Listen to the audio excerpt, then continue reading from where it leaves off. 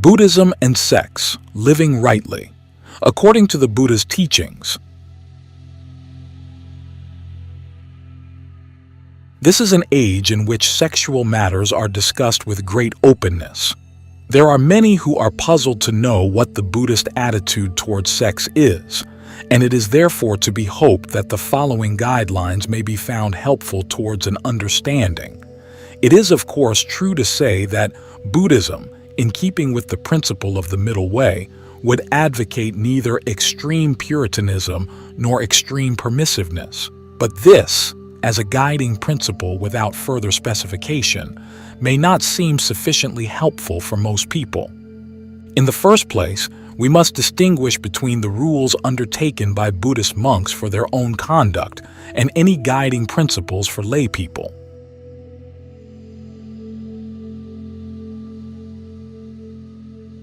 The bhikkhu. A bhikkhu, or fully ordained monk in the Theravāda tradition, has taken upon himself a set of 227 rules of conduct. The aim of all of these is to enable him to conduct himself in such a way as is most conducive to the attaining of enlightenment. The rules are voluntarily undertaken, and if a monk feels unable to live up to them, he is free to leave the order, which is considered much more honorable than hypocritically remaining in the robe while knowingly infringing the rule. There are 4 basic rules, infringement of which is termed parajika or defeat, and involves irrevocable expulsion from the order. The only one we are concerned with here is the first, which deals with sexual intercourse. Complete sexual continence is considered an essential feature of the monastic life. Intercourse of a heterosexual or homosexual character is automatically a parajika offense. A monk who performs such an act is considered to have expelled himself from the order and is no longer in communion with the other monks. Any acts of a sexually unbecoming nature falling short of intercourse result in suspension and require expiation. Samaneras, or novice monks, who break their training in this respect, are disrobed. The same principle applies to the Mahayana schools, and of course, to nuns in those schools where they exist. There is no such thing as a married monk, though in certain schools, especially in Japan, a form of quasi-monasticism with married teachers who retain a form of ordination is permitted under certain conditions. But all this has no relevance to the Theravāda Sangha.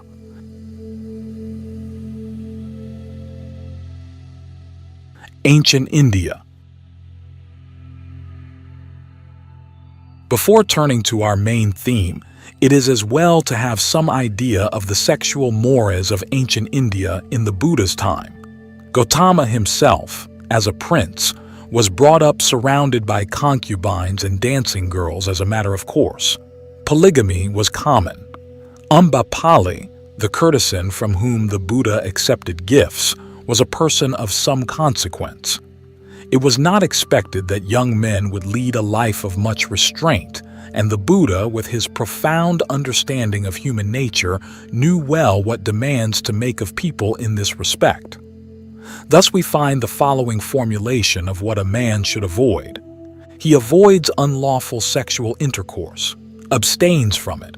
He has no intercourse with girls who are still under the protection of father or mother, brother, sister, or relative, nor with married women, nor female convicts, nor, lastly, with betrothed girls. If a man could observe greater restraint than this, so much the better. The Buddha's outlook on this question was, then, realistic for his age, and we should endeavor to view the subject as realistically as possible in the light of modern conditions.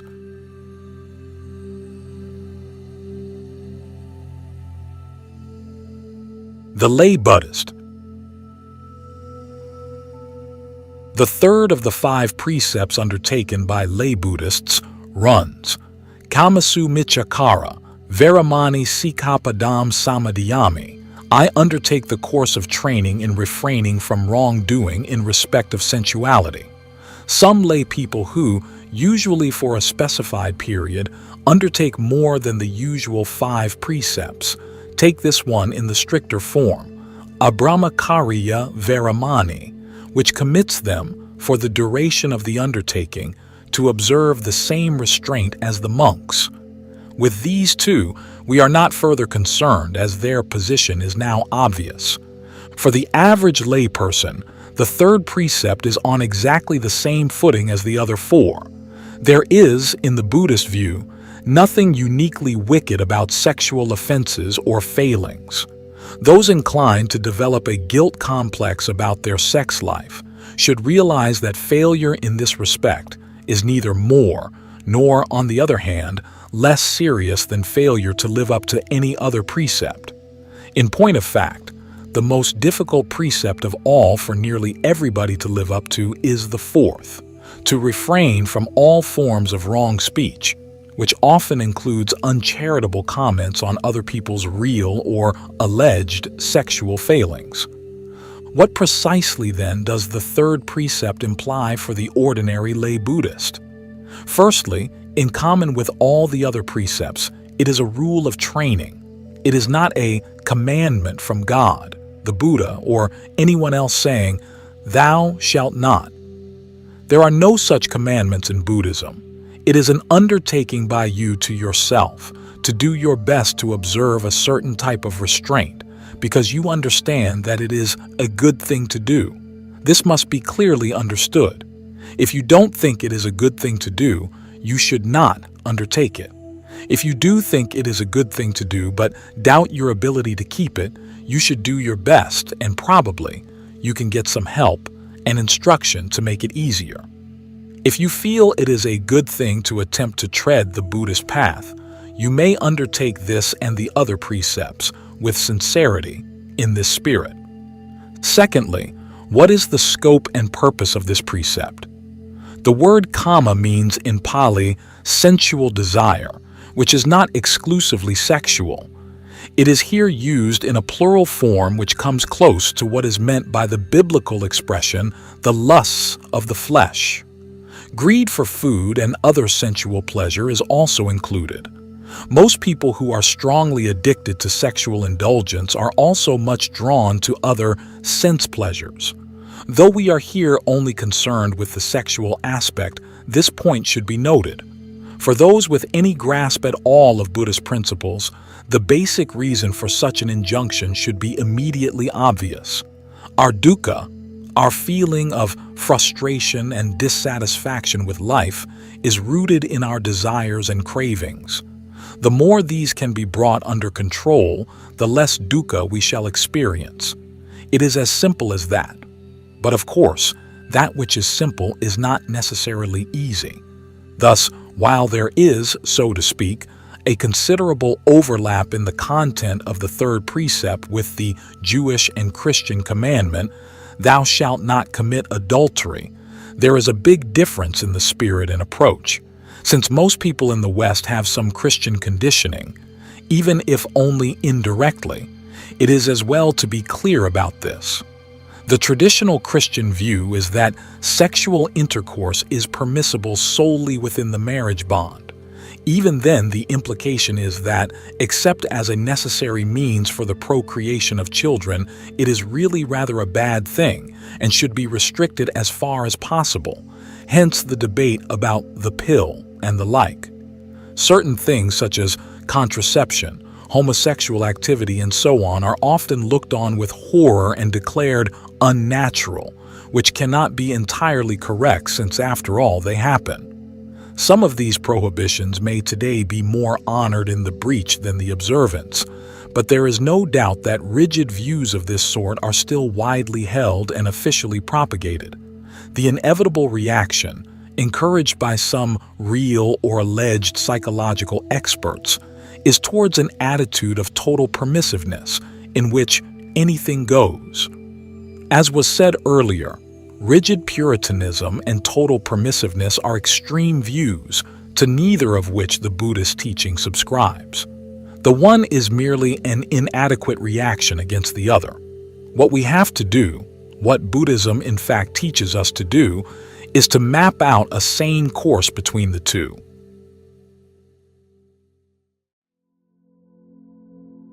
Sexual pleasure and the concept of sin.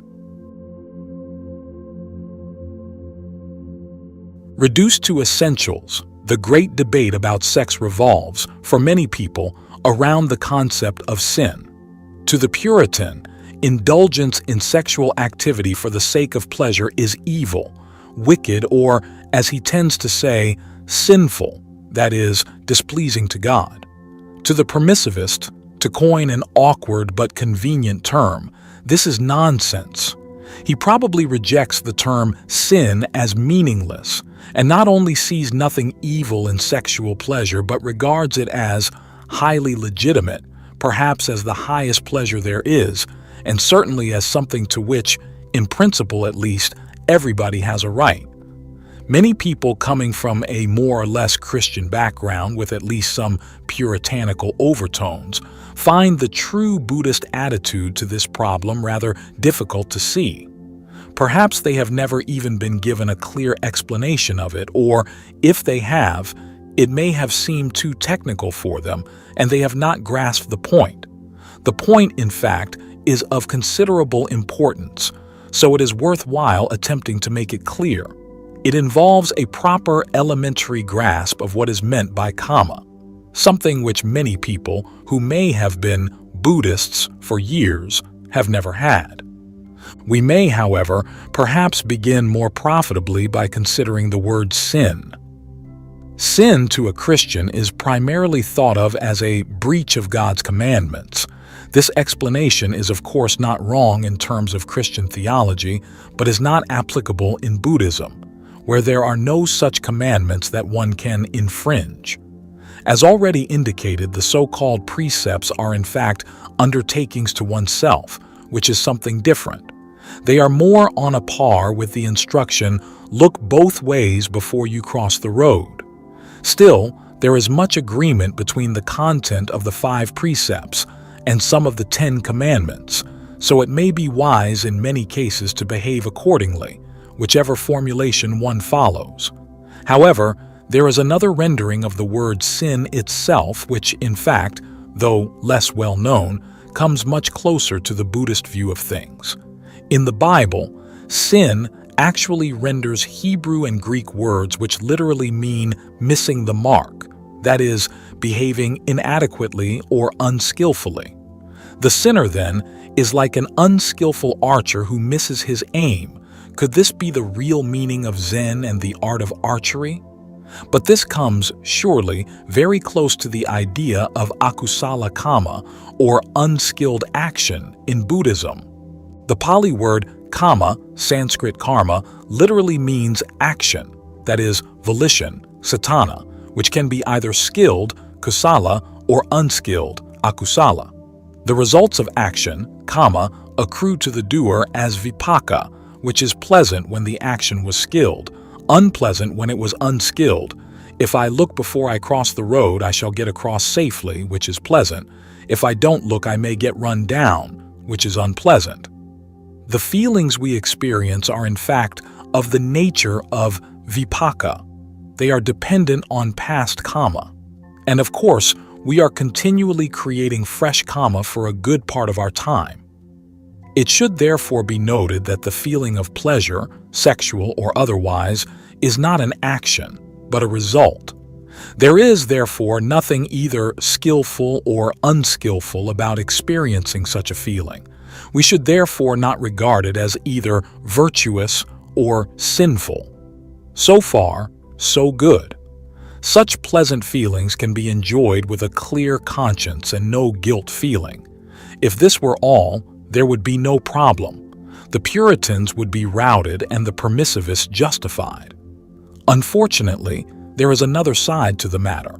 We may recall that a few years ago there was a song, "Money is the root of all evil."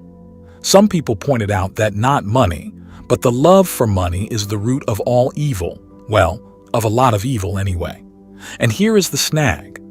Sexual pleasure, like money, is not evil or unskilled, but attachment to sexual pleasure, like the love of money, is. If we can experience the pleasure without attachment, we are all right. If we become attached to it, we are not hitting the mark. Now, of course, it is rather difficult, to put it mildly, to experience pleasure of any sort without feeling attached to it. But attachment is an unskilled at that. And the results of that will inevitably, according to Buddhism, be something unpleasant in the future. Many people will find this explanation novel. Some will find it puzzling.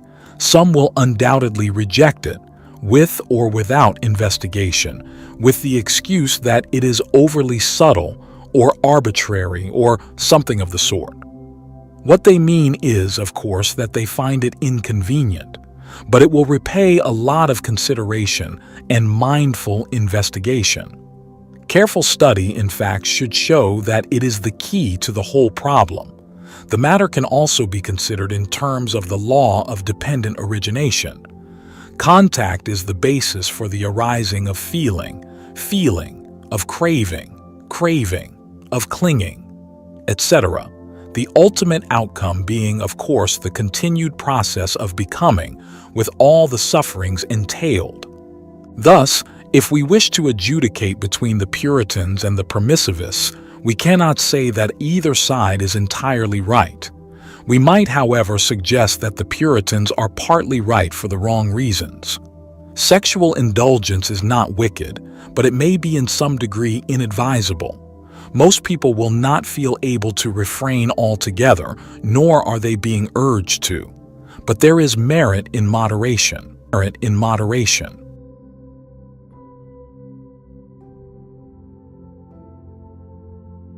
Marriage. Setting aside all ideas derived from other sources, other religions and philosophies of life, what is the Buddhist attitude towards marriage? For many Buddhists, in the East or the West, there is no great problem. They live a reasonably normal married life, just as do many Christians, humanists, and others. We may say they are lucky, or enjoy the results of favorable karma in this respect. For others of all creeds or none, serious problems arise and must be somehow faced. In the Christian tradition, marriage is usually termed a sacrament.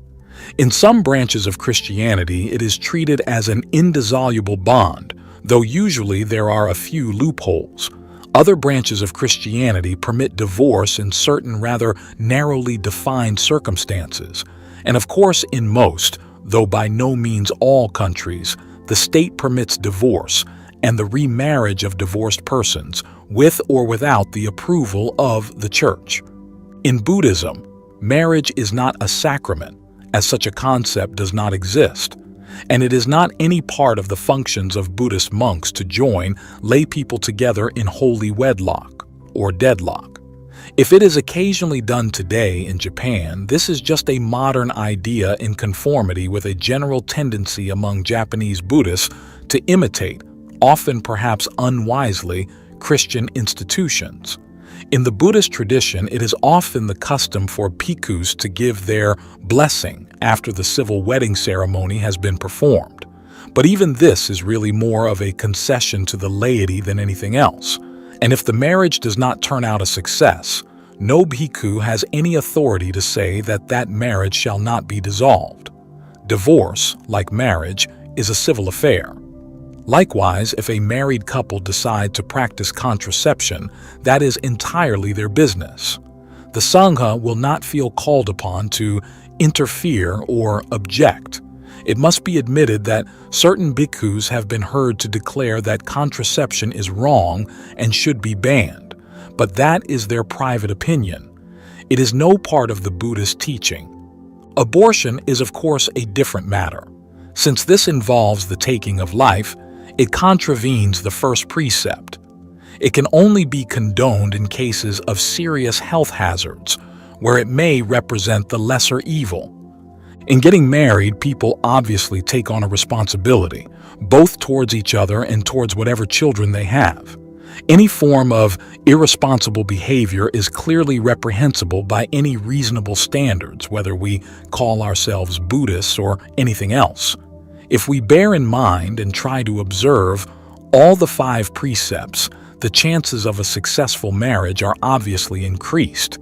Excessive drinking, for instance, in breach of the 5th precept, is a potent source of unhappy marriages. What, it may be asked, of adultery, that is, extramarital sexual relations? The short answer is that, quite obviously, this is something to be avoided. But the point should be made that Buddhism does not regard this or any other sexual irregularities and deviations as somehow uniquely wicked. In countries nominally Christian, the special kind of horror with which such things are or recently were regarded can be pushed to grotesque extremes. Not many years ago, a certain politician was solemnly declared by some to be unfit to become prime minister because he had been the innocent partner in a divorce case. More recently still, another politician was hounded from office because of acts of adultery of which his wife forgave him. Yet many politicians in all countries have got away with far worse things of a non-sexual character without a word being said. Buddhists should try to behave themselves sexually as in other respects to the best of their ability, but they should learn to exercise the maximum of charity towards the lapses of others. If a marriage has irretrievably broken down, even though it may continue in name, the situation is of course quite different. In such circumstances, one may well feel that complete abstinence is a burden greater than one can reasonably be expected to bear. The things that can go wrong with a marriage are legion. A partner can be impotent, ill, irresponsible, jealous, drunken, a compulsive gambler, deranged, promiscuous, miserly, unemployable, or several of these things. Or both partners can be perfectly charming people and yet utterly unsuited to each other. It may be that only the children, poor wretches, hold the marriage together. At the same time, there may be many reasons which make a dissolution impossible or impracticable. An extramarital relationship in such circumstances may serve to make the situation tolerable.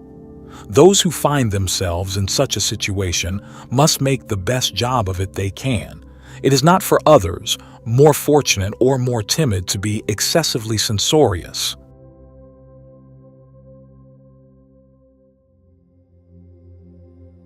Sex outside marriage. Here again, we should try to look at things calmly and clearly and, above all, responsibly. Nowadays, there is pretty frank acceptance of what has always been the case, that a lot of people in fact have sexual intercourse without going through the formality of getting married.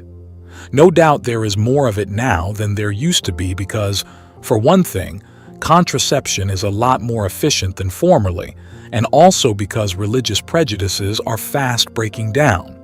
This is a simple statement of fact, not of what ought or ought not to be the case. In the case of engaged couples, it is probably by now the usual thing, and is not very heavily frowned upon by most people. But it cannot be termed exactly rare among couples who have not the slightest intention of getting engaged. In the past, it was widely considered and almost openly admitted that premarital sex was a good thing for young men, but a bad thing for girls. Now, sex equality has caught up on this as on so many other things. In any case, we may as well accept the fact that, whatever we may think about it, preaching by the older generation will, by and large, have precious little effect on the young. This is probably one thing most parents are worried about. The young people of today are not, usually, notably impressed by the wisdom of their elders.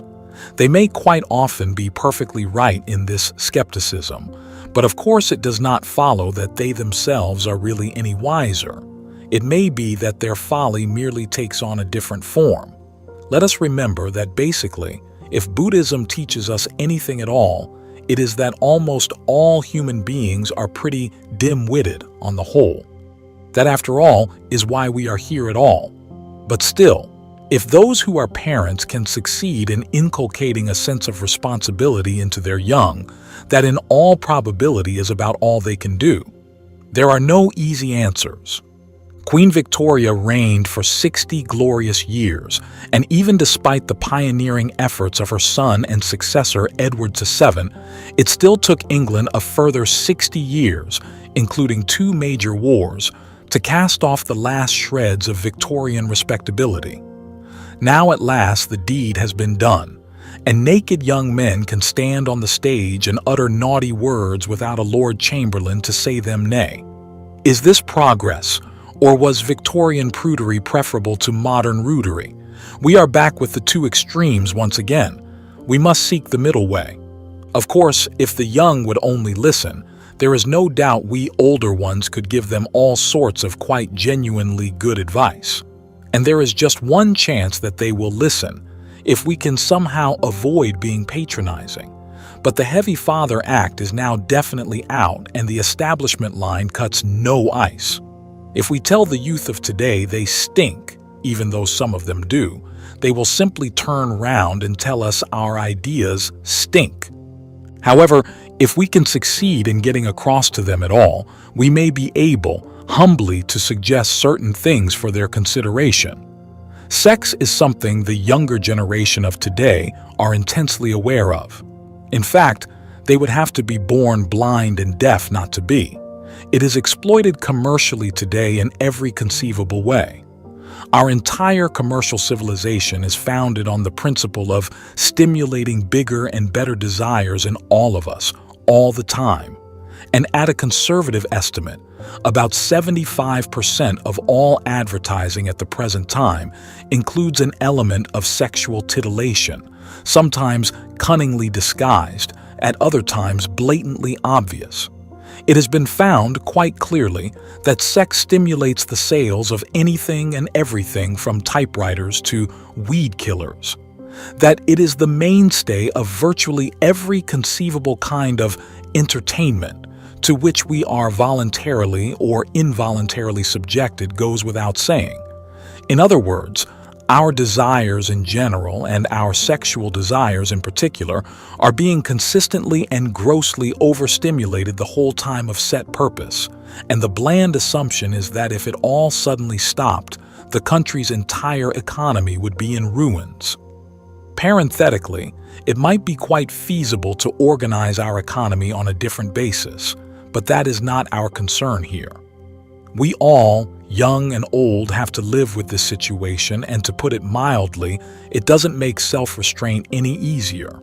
So before we start lecturing the young, we should realize this fact. In this game, the dice are loaded against us. Still, we may manage to get through to them. After all, many young people are themselves against the establishment, and among other things, they rebel against the sheer tawdriness of our lives. Their ideas may quite frequently be all wrong and badly mixed up, but at least they sincerely yearn for something better, and in fact they are desperately, even if often incoherently, trying to bring about a better state of affairs. They are by no means lacking in idealism, and they have a keen eye for those who seek to exploit their idealism for dubious ends. We can latch onto them if we can only convince them that we are at least sincere. Let us just take a cold, hard look at this question of premarital intercourse among the young. In the first place, it happens, and there are just 2 ways, in principle, by which it can cease to happen.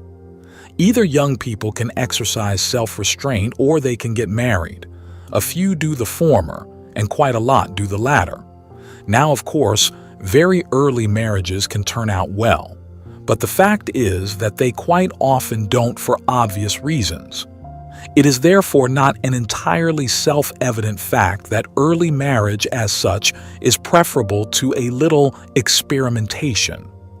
It is, of course, very hard for parents to stand back and silently watch their own children embarking on a course which may seem to them, and indeed may actually be unwise.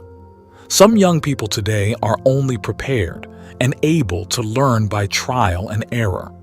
They are unwilling to ask for advice, or even to accept it if given unasked. They should, however, be aware that there are serious dangers in experimentation if too rashly undertaken, and the trouble is that while parents may hold back with advice on restraint, there are others who are only too ready, out of misguided idealism or frequently because they find it highly profitable, to offer permissive advice without drawing attention to the risks. It is the duty of somebody, whether parents or teachers, to ensure that young people are aware of some of the less comfortable facts of life, as well as those they want to know about. Venereal disease is rampant today and on the increase, and it is by no means always the minor inconvenience it is made out to be in some quarters. It can still cause sterility, serious illness, or even death. That the pill is not, and is not meant to be, any protection against VD would seem obvious, but many girls seem unaware of this, till it is too late. Nor is the pill itself as harmless as all that. It can have unpleasant and sometimes quite serious side effects, and one recent, probably conservative estimate is that 25% of the women who use it ought not to do so on medical grounds. Even common sense might suggest that prolonged chemical interference with hormone functioning could cause trouble. These are just some of the more obvious physical dangers. There are plenty of emotional problems and dangers too. To take just one example, genuine misunderstandings can arise because teenage lads want and expect to go all the way, whereas often the girls only want to flirt. This situation is by no means uncommon. At best, it is embarrassing, and at worst, it can lead to very ugly incidents. The way of self-restraint is not necessarily an easy one for all to follow, and under present conditions especially, it is almost more than we can reasonably expect. And it too can be undertaken for the wrong reasons and in the wrong way. The English public school system was based on the segregation of the sexes and an ideal of sexual restraint, and to a certain extent it worked. It produced the predictable crop of homosexuals as well as quite a few inhibited young men, but it inculcated a genuine respect for women, which was not always quite as ludicrous as some would have us believe. On balance, it may have done more good than harm, from the sexual point of view, to the majority of those who were subjected to it, but it was based on an oversimplified idea. Life is more subtle than Arnold of Rugby allowed for, even if we overlook the class aspect of the whole thing. And yet, the best products of this system of education are in many respects admirable. They have a deep sense of self-discipline and responsibility, qualities in rather short supply today. Of course, many of the young people of today actually have such a sense quite strongly in some ways. They do feel responsible. They feel deeply committed about apartheid or other social questions. And even the hairiest types quite often endure surprising hardships in the way of sleeping rough and the like, with a kind of self-discipline which may appear strangely ill-directed, but is nevertheless there.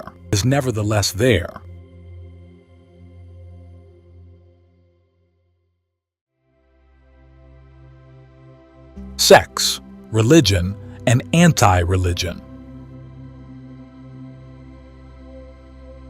The present age has been justly called the post-Christian age. Traditional Christian teachings are crumbling everywhere.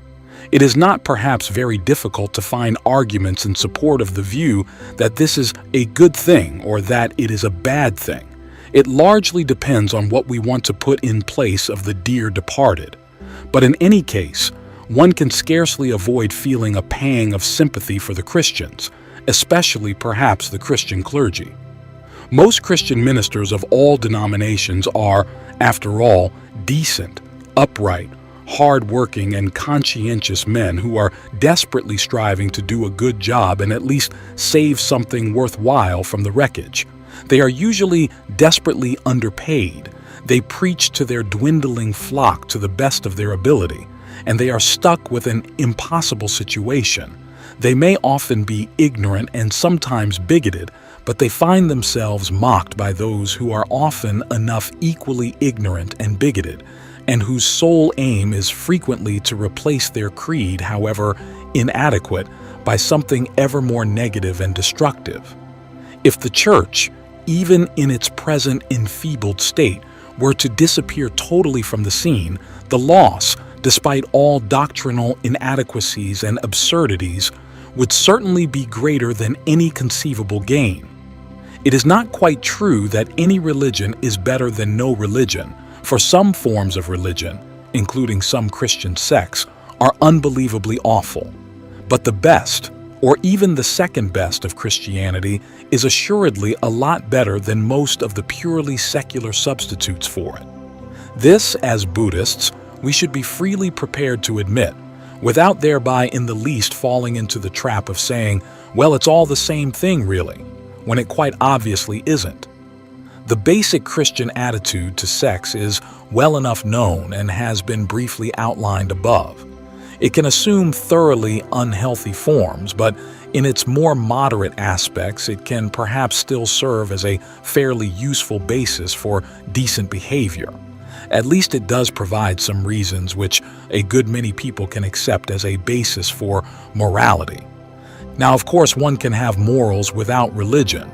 It is not too difficult to produce purely social reasons for a lot of moral conduct, sexual or otherwise. And the best of the anti-religious propagandists today are at pains to do this, but some others do not. Their policy is simply to controvert anything and everything the churches teach and stand it on its head. Sensuality and aggression, it is argued, are basic drives in man which it is dangerous to dam up and which should, accordingly, be allowed free play. In the case of aggression, the fallacy is so obvious that there are few who would literally subscribe to this, though some societies in practice seem to allow it plenty of scope. But in the case of sex, complete permissiveness really is openly preached in some quarters, and in fact, a Swedish doctor has even announced that he wants to organize a corps of volunteers to provide everybody with sexual intercourse. This would apparently make everybody happy and the millennium would have arrived.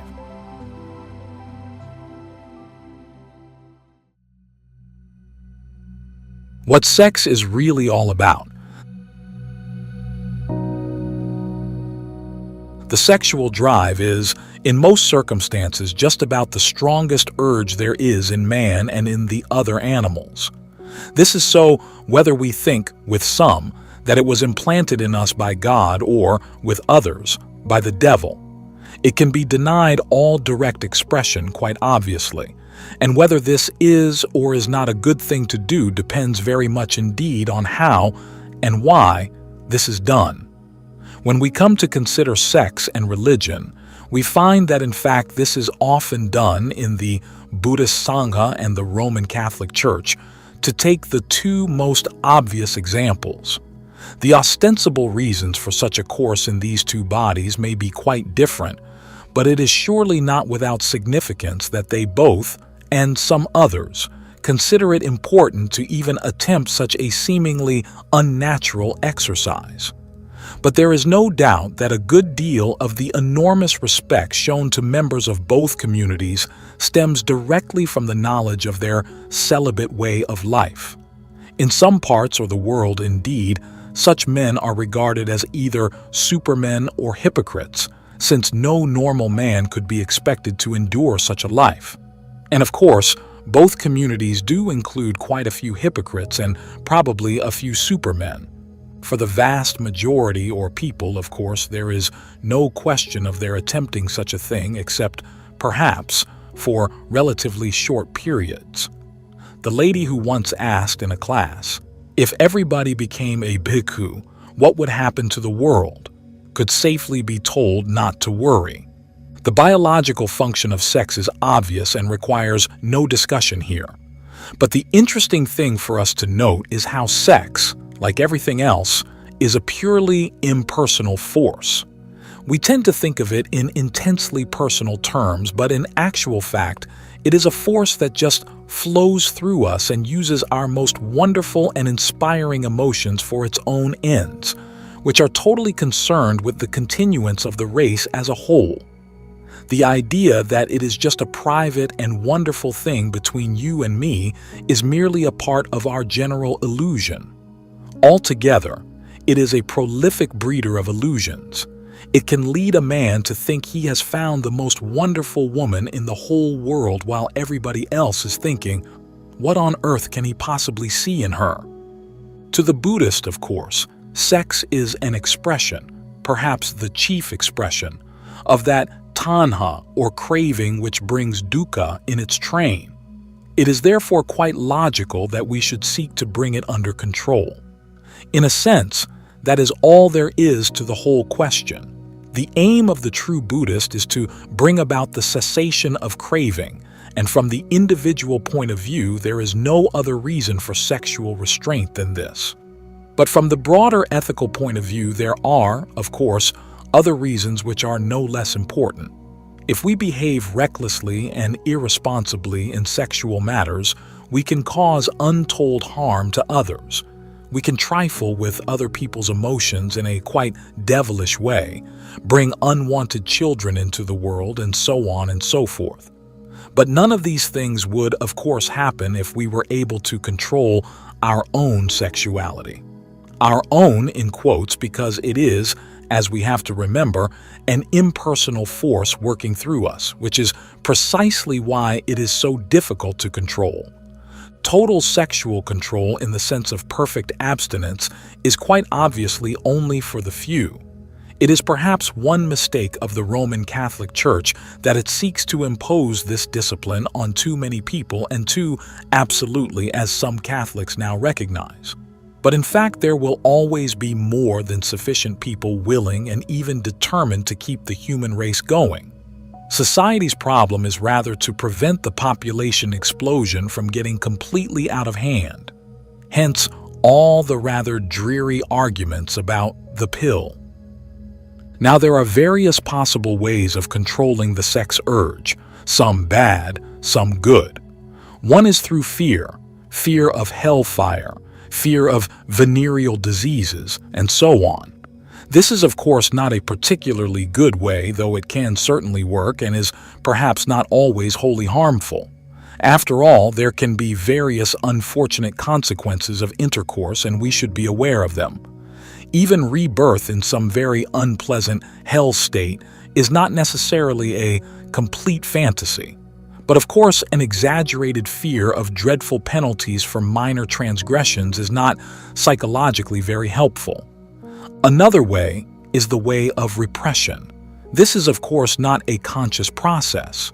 It is a form of successful self-deception, as a result of which we are not consciously aware of a thing. Repression, as ought to be better known than in fact seems to be the case, is by no means the same thing as voluntary suppression. Very few people in actual fact have really transcended sex, though quite a lot of people seem to think they have. They never connect their resultant psychological troubles with the root cause, repressed sex.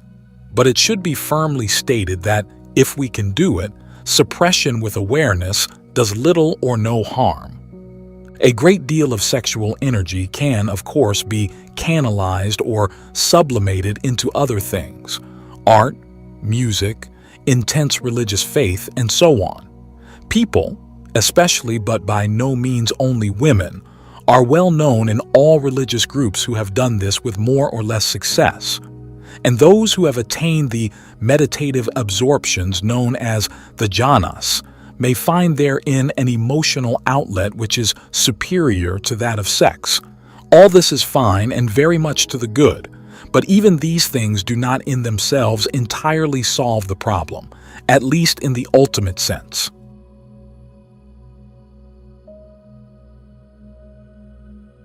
Sex and rebirth. As long as there remains even a latent craving, including that for sex, According to the Buddhist teaching, rebirth will inevitably continue to take place. For we are reborn, not merely because of the sexual drive which brought about the union of our parents, but also because of that same sexual drive in ourselves, that is, in that stream of consciousness which produces the changing series of patterns of our own particular individuality. And this is in fact the deeper significance of the Oedipus complex and other such matters unearthed by Freud. According to the Tibetan Book of the Dead, those whose karmic predispositions destine them for rebirth in human form see couples in sexual union and experience desire for an attractive member of the opposite sex among those couples. By this desire, they thereupon find themselves drawn into the womb and reborn, which was not at all what they wanted. The Theravāda scriptures do not specifically describe the process, and it may be rather symbolic than literal, but psychologically, at least, something like this is what happens. Quite obviously, the average Buddhist layperson has no present intention of living a celibate life, nor is this being urged here. But some knowledge of the nature of sexuality and of how it can be transcended can help him to solve his sexual problems, if only by helping him to avoid self-deception.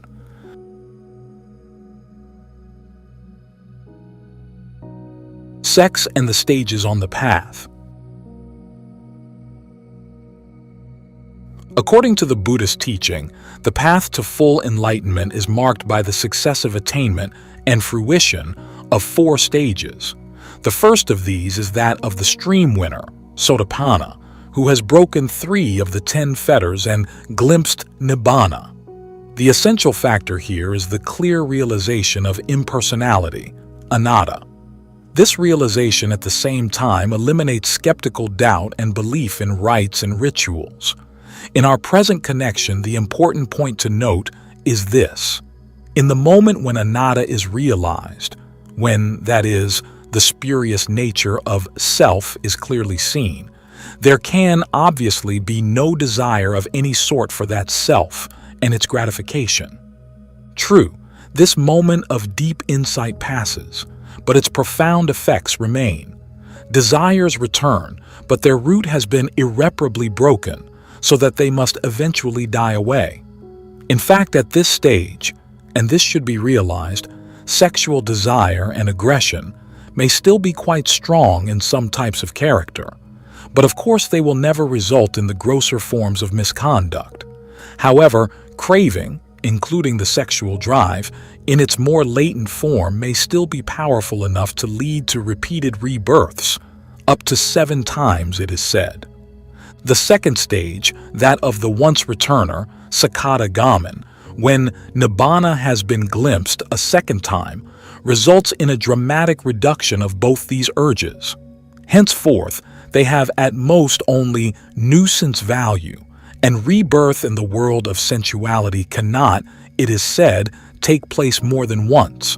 Only at the third stage, that of the non-returner, anagamin, are they quite eliminated. Such a person has no more ties with this world and so will not be reborn here, though he may be reborn in another sphere before attaining full enlightenment.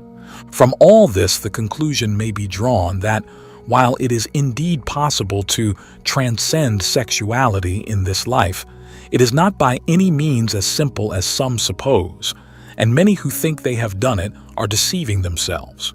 Nevertheless, there are many in the robe and out of it who, without having reached this stage, have in practice gained complete control of the sex impulse.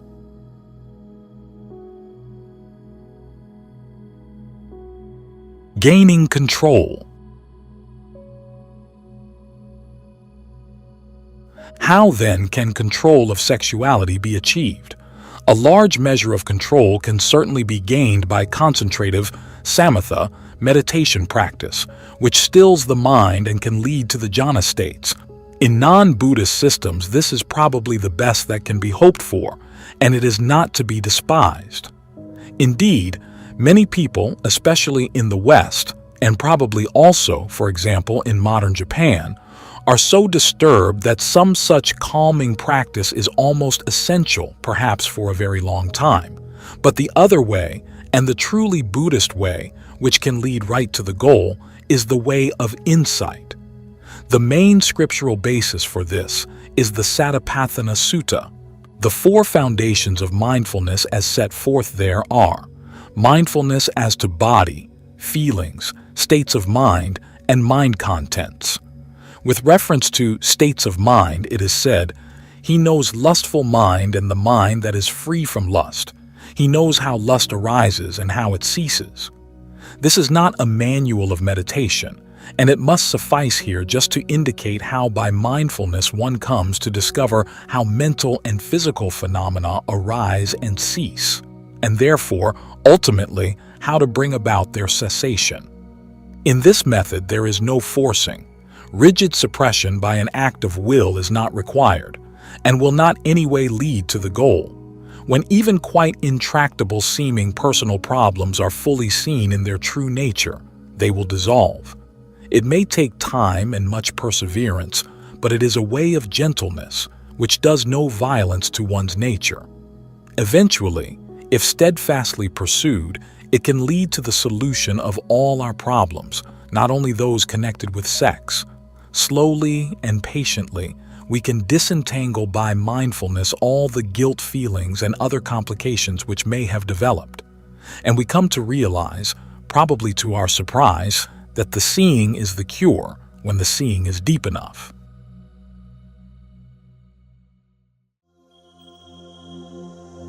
Conclusion.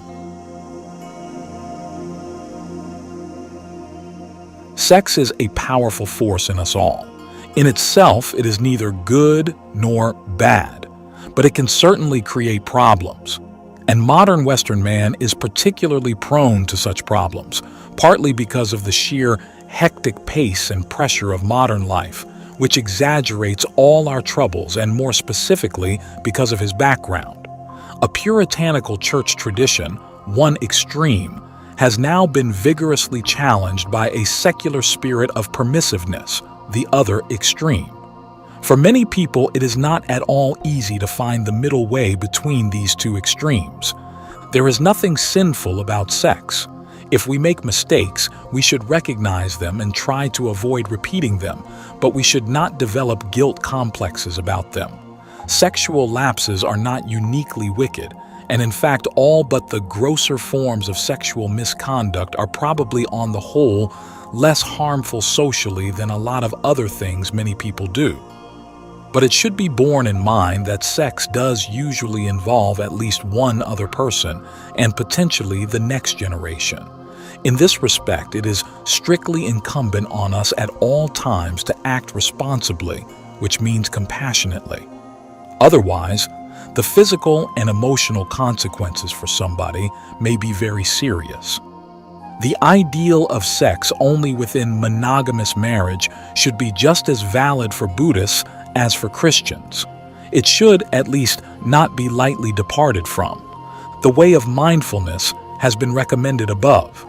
Admittedly, not everybody is prepared to practice intensive mindfulness, whatever benefits may be urged for it. But even a moderate degree of habitual mindfulness can produce surprising results. If we learn, with detachment, to watch our desires at play, it is often quite astonishing how they seem to drop away, almost of their own accord. To take as an example a related problem, many people, when they first come to Buddhism, are worried about the fifth precept, which deals with intoxication. "Can I have a drink occasionally?" they ask, often rather anxiously. The answer is, of course, it's up to you. But in this case too, having tried a little mindfulness, they are frequently surprised to find that they want a drink less and less. As a matter of fact, the same principle applies here too. Having discovered the principle, applied it, and found that it works, we can decide for ourselves how far we wish to take it.